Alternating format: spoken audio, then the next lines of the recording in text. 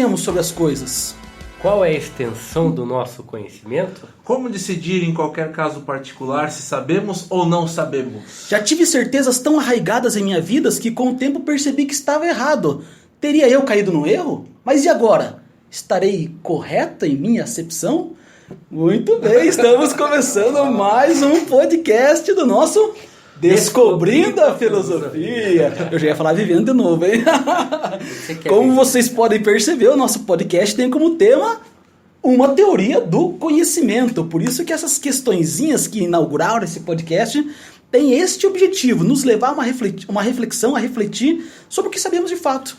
Ô, professor Gustavo, professor Juliano, tudo bem com vocês? Tudo bem, estamos aí novamente. Tudo ótimo. Tudo ótimo, viu a animação dos caras aqui, uhul! Todo mundo respirado, né? Como é que nós podemos definir essa área da filosofia que se chama teoria do conhecimento, professores? Um minutinho de silêncio agora. Peraí, eu tenho que colocar um efeito assim, ó. Muito bem. Como podemos definir o que é a teoria do conhecimento? Nossos alunos têm que dar conta disso lá no terceiro volume do nosso e-book, especificamente aí na terceira aula da nossa disciplina de filosofia e ética, e eles estão ansiosos para poder ter a explicação de um jeito muito claro. E aqui com vocês, professor Juliano Petroski e Gustavo Gava. Manda bala! Então, quando pensamos na teoria do conhecimento, nós temos que entender que basicamente, não é só uma teoria, mas um princípio que tenta entender como nós aprendemos, como nós nos relacionamos com o mundo e passamos a aprender algo nessa relação com o mundo, né? Então, por isso, dessa teoria do conhecimento, que depois foi chamado por epistemologia, tem algumas questões diferentes ali, mas vamos ficar só com teoria do conhecimento. Como a teoria do conhecimento? Professor Juliano, existe mais de um tipo de conhecimento, então? Existem vários tipos, mas só aproveitando que o professor Gustavo falou. Isso mesmo. Voltando de novo lá para os nossos amigos da Grécia Antiga. Esses gregos tá louco, hein, cara? Não tem como fugir deles, hein? É importante lembrar que a episteme era exatamente esse conhecimento, digamos assim, um conhecimento forte, né? Sentido que isso numa oposição a doxas, né? Que eram as opiniões sem fundamentos. Exatamente. Então, um conhecimento verdadeiro, irrefutável, que levava a verdades absolutas. Baseado em princípios lógicos, né? Princípios lógicos. A gente podia também botar um pezinho mais para frente, princípios científicos, talvez, de observação. Os gregos chamavam isso de episteme, contrário à doxa, né? Então, daí que vem a epistemologia, ou seja, uma logia, um estudo da episteme, um estudo do conhecimento. Pois é, eu perguntei se há mais de um tipo de conhecimento, porque lá na Grécia Antiga nós vamos sempre nos deparar com um tipo de conhecimento próprio dos mitos, né? Exato. Sempre atrelado a uma religiosidade, a um povo onde os poetas dominavam. Então, esse é um tipo de é uma forma de conhecer o mundo. Mas quais são as outras formas de conhecer? Até fazendo esse aporte lá à Grécia Antiga, que nós estamos aqui discutindo, já fazendo a referência, a questão do mito.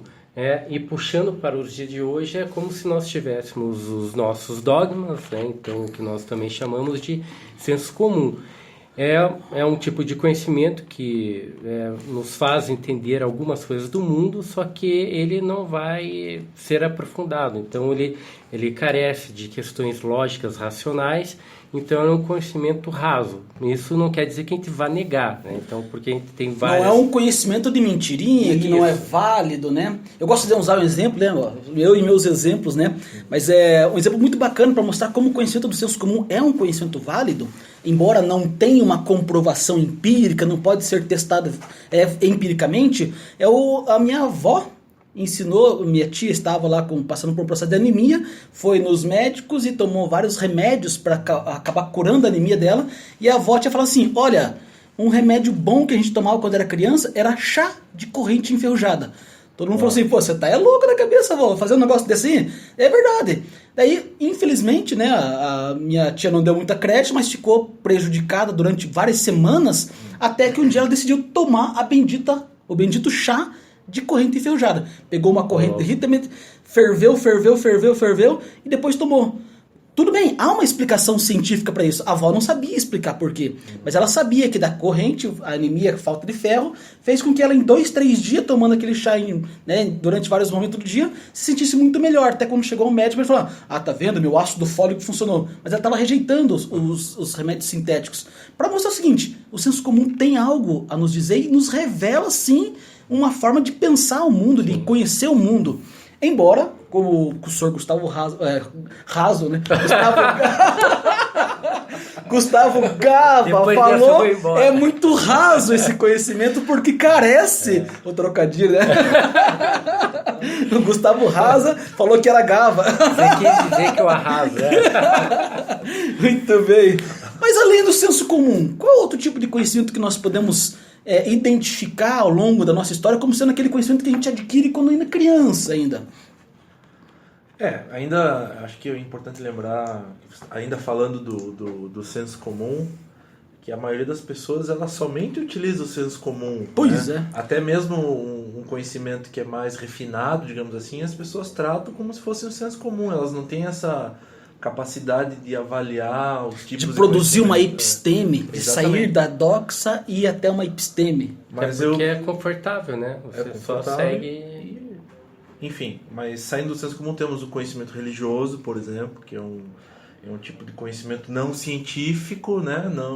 Mas também não é um senso comum, né? Perfeito. Ele é fundamentado por dogmas, por escrituras sagradas. Isso, a crença num ser que se revelou nas Sagradas Escrituras e que, portanto, dá um norte do que deve e que não deve ser feito. É um tipo de conhecimento, é inegável. Baseado na autoridade daquele líder, né, do pastor, do papa, do padre, ou do rabino, sei lá, do guru, ele que é revestido de uma autoridade como se ele ouve a voz do próprio Deus e agora fala para nós o que é que desse Deus está querendo que a gente faça ou deixe de fazer. Exatamente, aliás, tiveram grandes pensadores durante toda a história da filosofia que tentaram estabelecer um conhecimento de Deus, né? Comprovar que Deus existe através de argumentos lógicos, racionais. Mas aí já faz parte de uma ciência da religião ou de uma teologia, né? Um estudo de teos. Mas na concepção do popular, né, a religiosidade, ela... Seria um tipo de conhecimento... Um tipo de conhecimento que não é racional, que não pressupõe uma comprovação. Eu não preciso provar que Deus existe para ser um sujeito religioso.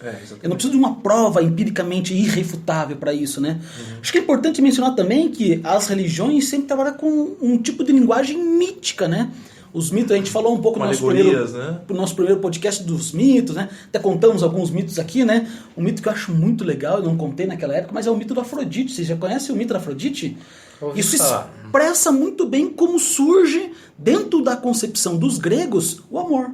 Então, a Afrodite, como deusa do amor, ela tem uma origem, e a origem ela é fantástica, né? Todo mundo ouve essa história e fala assim, pô, como é que os gregos podiam acreditar nisso, né? Mas a história, para resumir rapidamente, é assim: Afrodite nasce exatamente no dia em que Uranus e Cronos estão travando uma guerra lá no Olimpo. Lá.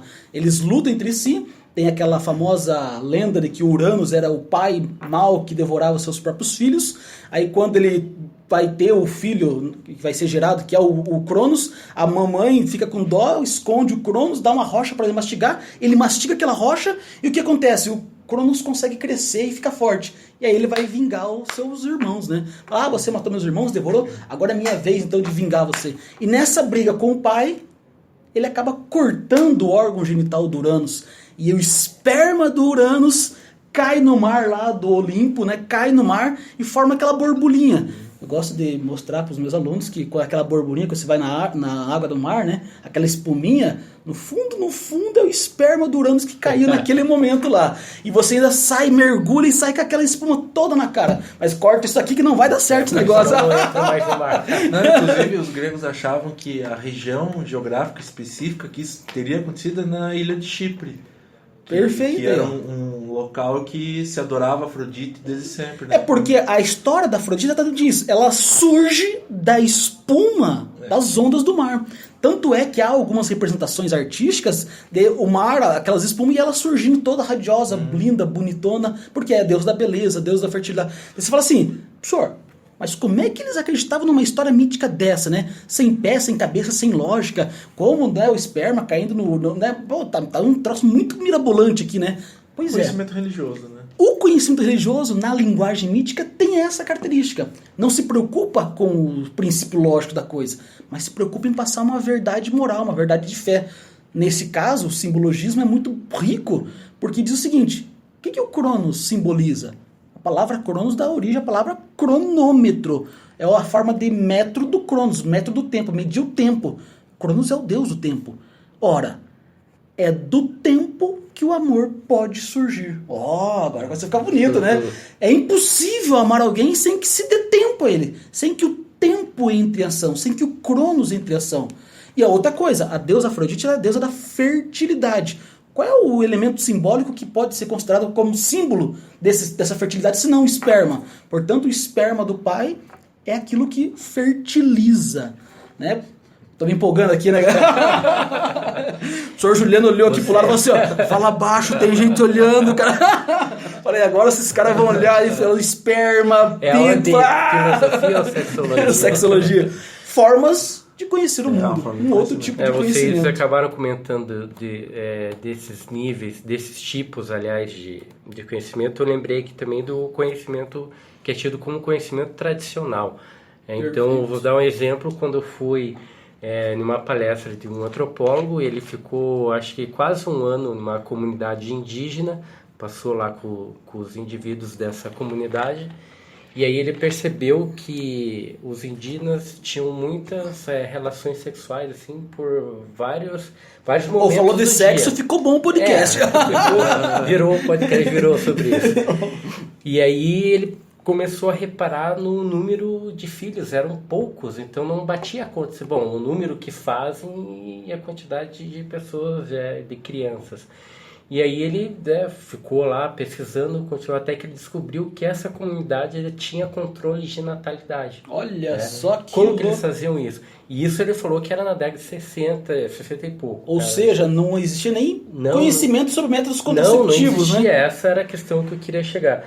E aí ele falou que essa comunidade, as mulheres usavam uma casca de uma árvore, então eles raspavam, e era um contraceptivo daquela época. Provavelmente, acho que teria algum princípio abortivo ali, alguma coisa assim. Não é o nosso anticoncepcional de hoje. Mas outro ponto também que daí você se pergunta, mas como essa comunidade, da onde que eles conhecia isso, né? Isso. Claro, se você chegasse lá na comunidade, eles não iam explicar cientificamente as propriedades químicas que envolviam toda a casca da árvore. Outra parte também que eu achei bem interessante da palestra é que ele falou que em um dia lá numa caminhada foi acompanhar a caça dessa comunidade lá com os caçadores indígenas, e um gato do mato, né, deu uma patada com a unha no antebraço de um rapaz lá que dava para ver quase o osso, assim. Louco. E aí rapidamente eles foram para dentro da mata, né, e o cara acompanhando o antropólogo, olhando, falou que os caras foram num emaranhado de folhas, começaram a pegar um monte de teia de aranha, né? E começaram a pegar, fizeram uma gosma, uma bola com a teia de aranha e preencheram todo o corte, o ferimento, assim. E daí o antropólogo, agora que o cara vai morrer. Então, pegaram toda a teia da aranha, sei lá, assim, não enfiaram a aranha junto. E depois que ele foi descobrir, né, junto com um amigo biólogo, que a teia daquela aranha era rica em penicilina, que é anti-inflamatória. E acelerou, inclusive, ou seja, a cicatrização. Como o conhecimento tradicional, conhecimento mesmo, senso comum, às vezes porque não se pode comprovar, ou pelo menos até poderia, mas não era o que os índios faziam, né? Um nível de senso comum extremamente válido para os dias, né? Para salvar vidas, né? Geração a geração. E essa ponte com o conhecimento científico, né? Qual é a diferença, então, entre esse tipo de conhecimento que nós vimos dos mitos, ou da tradição, do senso comum, para o conhecimento científico? O que muda, professores? Bom, basicamente o conhecimento científico ele nasce de uma digamos assim, do método científico, né, da observação científica, da observação de fatos, comprovação de fatos, levantamento de hipóteses, experiências controladas, né? Então, basicamente, o conhecimento científico é um conhecimento bem mais rigoroso que pode ser, na teoria, comprovado. Mas a gente sabe também que mesmo o conhecimento científico tem seus mitos, né? Seus mitos ou seus furos, seus defeitos. Basta lembrar, né, que a gente passou pelo menos uns 1.500 anos acreditando que a Terra estava no centro do universo, né? Se bem que e era comprovado cientificamente, né?